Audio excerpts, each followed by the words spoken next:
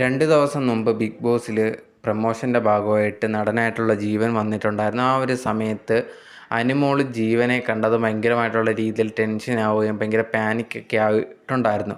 അതിനുശേഷം ആദില എടുത്ത് പറയുന്നുണ്ടായിരുന്നു, ഈ വ്യക്തിയാണ് എൻ്റെ ജീവിതം നശിപ്പിച്ചതെന്ന് പറഞ്ഞിട്ടും ഉണ്ടായിരുന്നു.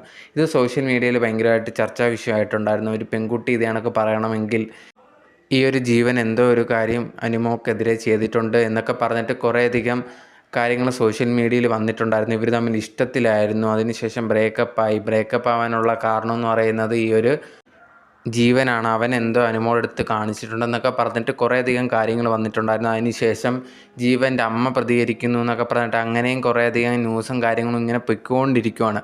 അങ്ങനെ ഇരിക്കുന്ന സമയത്താണ് ഞാൻ അനുമോളും അതുപോലെ തന്നെ ജീവനും തമ്മിലുള്ള പഴയ ഇൻ്റർവ്യൂസും, പഴയെന്ന് പറയുമ്പോൾ ഒരു വർഷത്തിനുള്ളിൽ ഉണ്ടായിരുന്ന ഒരു ഇൻ്റർവ്യൂസും കാര്യങ്ങളുമാണ്. അതൊക്കെ ഒന്ന് ചെക്ക് ചെയ്യുന്ന സമയത്ത് അനുമോളോ അതുപോലെ തന്നെ ജീവനോ എങ്ങും തന്നെ പറഞ്ഞിട്ടില്ലായിരുന്നു ഇവർ തമ്മിൽ ഇഷ്ടത്തിലാണ് എന്നുള്ളൊരു കാര്യം. ഇവർ ജസ്റ്റ് ബെസ്റ്റ് ഫ്രണ്ട്സാണ് എന്നുള്ളൊരു കാര്യം മാത്രമേ പറഞ്ഞിട്ടുണ്ടായിരുന്നുള്ളൂ.